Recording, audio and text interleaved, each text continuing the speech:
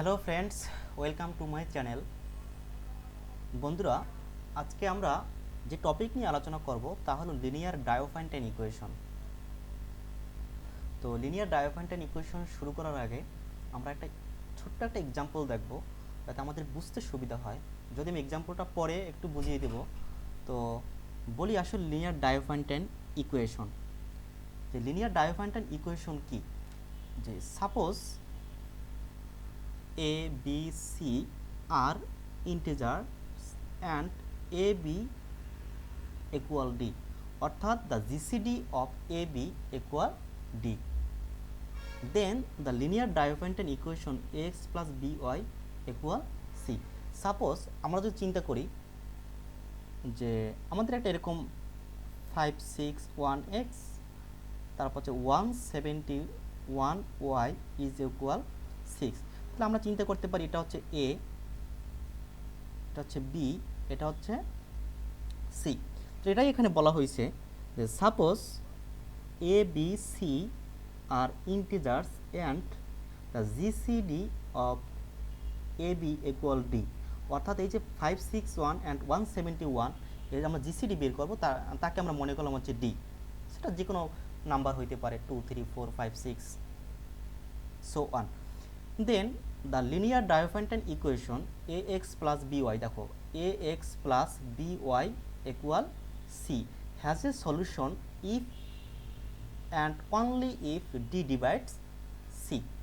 এখন যদি আমরা চিন্তা করি, আমরা এক্সাম্পলটা পরে দেখাবো, তবে একটু বলি যে এই যে 561 অ্যান্ড 171 এদের জিসিডি হচ্ছে কত? 3। তোমরা বের করে দেখতে পারো। এর প্রিভিয়াস লেকচারে আমি জিসিডি নিয়ে ডিসকাস করেছিলাম, তখন এই এক্সাম্পলটাই দেখিয়েছিলাম যে জিসিডিটা কীভাবে বের করতে হয় এবং তার লিনিয়ার কম্বিনেশনটা কীভাবে দেখাতে হয়। তো দেখো তাহলে যে 561 171 3, তাহলে আমরা এটাকে মনে করলাম হচ্ছে কি ডি। তাহলে দেখো যে এই লিনিয়ার ডায়োফান্টাইন ইকুয়েশনের তখন সলিউশন থাকবে যে যখন ডি ডিভাইডস সি, অর্থাৎ এই যে ডি 3, এটা দ্বারা কি আমরা 6কে ভাগ করতে পারবো, অর্থাৎ নিঃশেষে বিভাজ্য, অর্থাৎ ডিভিজিবল। তাহলে আমরা দেখি যে 6কে 3 দ্বারা ভাগ করি, তাহলে এটা ডিভিজিবল, আমাদের নিঃশেষে বিভাজ্য। তার মানে আমরা বলতে পারবো কি এই যে ইকুয়েশনটা আছে তার একটা কি সলিউশন আছে, লিনিয়ার ডায়োফান্টাইন ইকুয়েশন। সাপোজ যদি এখানে মনে করো থাকতো 7 কিন্তু 3 দ্বারা নিঃশেষে বিভাজ্য হইতো না, অর্থাৎ ডিভিজিবল হইতো না, তখন তাকে আমরা বলতে পারবো কি যে এই linear Diophantine equation has no solution. তাহলে আমরা কি বুঝলাম যে suppose a b c are integers and a b equal d, then the linear Diophantine equation ax plus by c has a solution if and only if d divides c, where d equals gcd of ab. If x naught y naught are any arbitrary particular solution of the equation, then other of are given by x equal x naught plus b by d into t, y equal y naught minus a by d into t. Here t is any positive integer.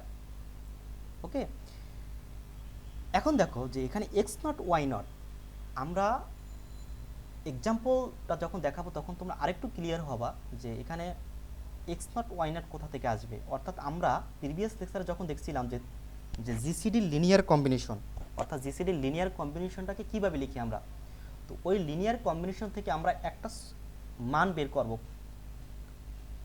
এই ইকুয়েশনের সাথে compare করে, তখন ওখান থেকে আমরা x not y not একটা মান পাবো, সলিউশন পাবো।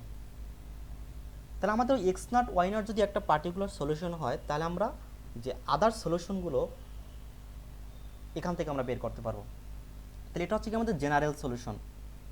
তাহলে চলো প্রুফটা শুরু করা যাক যে let GCD of a b equal d, অর্থাৎ এ বি এবং এ বি এর জিসিডি হচ্ছে কি ডি, এটা আমরা আগেই বলে আসছি যে ডি। তাহলে দেখো যে d divides a and d divides b, আমরা কি জানি যে জিসিডি যখন হয় তখন কিন্তু দুইটা সংখ্যাই হচ্ছে কি ওই গসাগু যে নাম্বারটা ডি দ্বারা কিন্তু বিভাজ্য হয়, অর্থাৎ সর্বোচ্চ কত উপায়ে দুইটা সংখ্যার ভিতর যে সবচেয়ে বড় গুণনীয়কটা থাকে, যেটা দ্বারা দুইটা সংখ্যাই বিভাজ্য, তাকে আমরা জিসিডি বলি। তখন কিন্তু দুইটা সংখ্যাই বা তিনটা সংখ্যাই কিন্তু ওই জিসিডি দ্বারা বিভাজ্য হয়। তাহলে আমরা কি বলতে পারি যে d divides a and d divides b, তাহলে আমরা কি লিখতে পারি, যখন বিভাজ্য তখন a equal to d r by division algorithm. এখানে এ হচ্ছে কি আমার, আমরা বলতে পারি হচ্ছে ডিভাইডেন্ট, ডি হচ্ছে কি আমার ডিভাইজার্স, আর হচ্ছে কি কোশেন্ট। সিমিলারলি এখানে আমরা বি হচ্ছে ডিভাইডেন্ট, ডি হচ্ছে কি ডিভাইজার্স, এস হচ্ছে কি কোশেন্ট, আর এখানে রিমাইন্ডার কি হবে, জিরো হবে। এখানেও রিমাইন্ডার কি হবে, জিরো, বিকজ এটা হচ্ছে নিঃশেষে বিভাজ্য, কারণ ডি হচ্ছে কি তার একটা ফ্যাক্টর, আর যখনই একটা কোনো সংখ্যা ফ্যাক্টর হয় তখন সেটা নিঃশেষে বিভাজ্য হয়।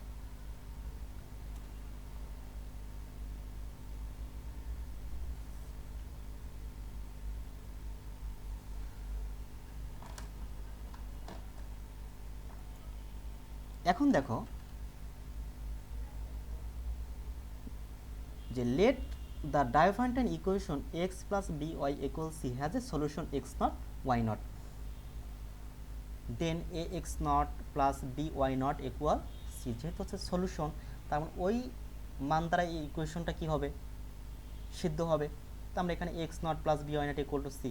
তাহলে এখন দেখো এ এর মানটা একটু আগে আমরা কী দেখলাম, যে d r x naught d s, b এর মানটা কি দেখলাম ডিএস, যেহেতু এরকম ছিল যে a equal to d r b equal to d s, এখানে আমরা মানগুলো বসাইলাম। তাহলে ডি ইন্টু লিখতে পারি কি যে r x naught s y naught.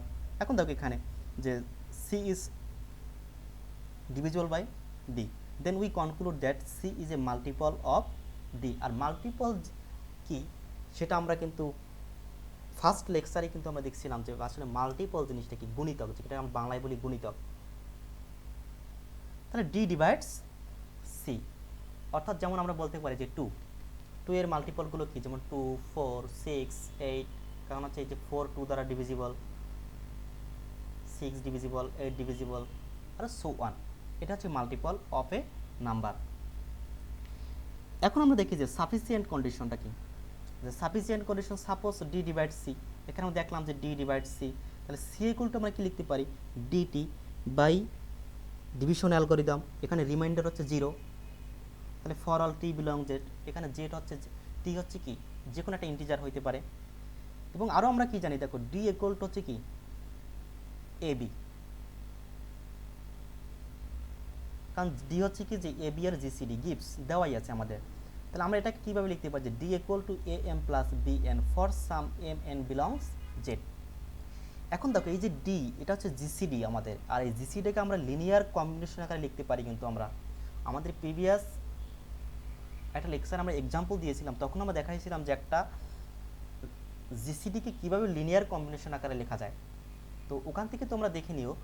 আর আমি এর পরের লেকচারই হচ্ছে একটা এই থিওরামের উপর বেসড করে একটা এক্সাম্পল দেবো, তখন আরও একটু বুঝতে সুবিধা হবে। তাহলে আমরা জিসিডিকে আমরা একটা লিনিয়ার কম্বিনেশন করে লিখলাম যে d equal to a M plus B n for some m n belongs z. এখন দেখো যে সি ইকুয়াল টু ডিটি, তাহলে এই ডি এর জায়গায় আমরা হচ্ছে এই মানটা বসাইতে পারি যে A M plus B N. তাহলে আমরা যদি গুণ করি টি দ্বারা, তাহলে আসে কি A M T plus B N T.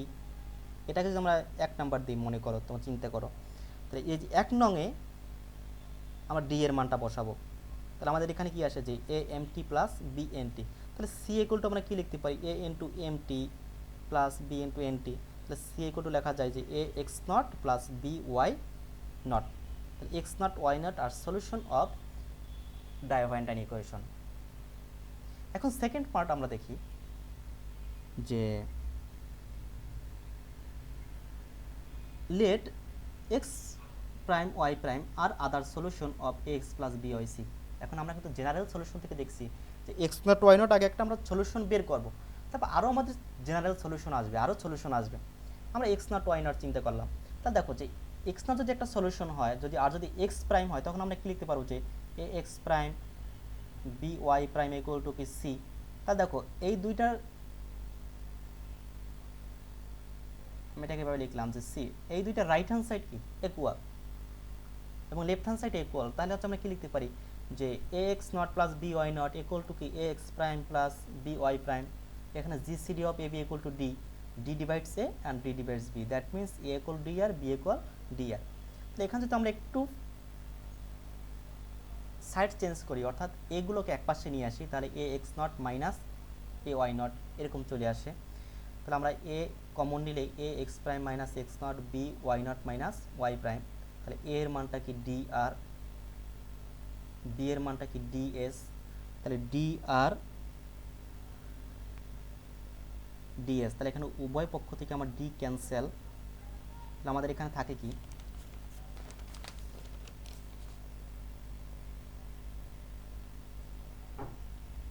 এখন দেখো এখানে আমাদের থাকে কি r x prime minus x naught s y naught minus y prime. এখন এটাকে আমরা কীভাবে লিখতে পারি দেখো তো, যে যদি আমরা চিন্তা করি একটু, তাহলে x prime minus x naught divided by s এবং y naught minus y prime divided by r. তাহলে দেখো এখানে এটাকে আমরা লিখতে পারি কি যে s divides x minus x naught r divides y naught minus y prime. তাহলে আমরা এখানে এভাবে লিখলাম কিন্তু যে r divides y naught minus y prime. Okay, এখন দেখো যখন r divides y naught minus y prime হয় তখন আমরা ডিভিশন অ্যালগরিদমের সাহায্যে কি লিখতে পারি, তাহলে এটা হচ্ছে কি আমার ডিভাইডেন্ট, তাহলে ডিভাইডেন্ট এগুলো আমরা কি লিখতে পারি, যখন আমরা ভাগ করবো তখন হয়তো আমার একটা কি ভাগফল আসবে, মানে কোশেন্ট আসবে। তাহলে আমরা কি লিখলাম, আর হচ্ছে কি আমার ডিভাইজার্স, টি হচ্ছে কি আমার কোশেন্ট ভাগফল, তাহলে আমরা এটা লিখতে পারি। তাহলে আমরা ওয়াই প্রাইম ইকুয়াল টু কি লিখতে পারি যে y naught minus r t. Okay, তাহলে ওয়াই প্রাইম ইকুয়াল লেখা যায় y naught minus r, r এর মানটা কি, যেহেতু a equal to d r, তাহলে আর হচ্ছে কি a by d, y naught minus a by d into t, এখানে টি হচ্ছে কি একটা ইন্টিজার। অ্যাগেইন এস ডিভাইড কি x prime minus x naught, the division অ্যালগরিদমের সাথে আমরা এখন কি লিখতে পারি যে এখানে x prime minus x not হচ্ছে কি আমার ডিভাইডেন্ট, ডিভাইডেন্ট ইকুয়াল টু কি এস হচ্ছে যেহেতু ডিভাইজার্স ইন্টু কি এখানে একটা ভাগফল আসবে টি, তাহলে এক্স প্রাইম ইকুয়াল টু লেখা যায় x not plus s t, আর b equal to d s, তাহলে এস ইকুয়াল টু কী হবে বি বাই ডি, তাহলে এক্স প্রাইম ইকুয়াল টু লেখা যায় x not plus b by d into t. তাহলে এটা হচ্ছে আমাদের general solution of linear Diophantine equation. আশা করি বন্ধুরা তোমরা সবাই বুঝতে পারছো। Thanks everyone.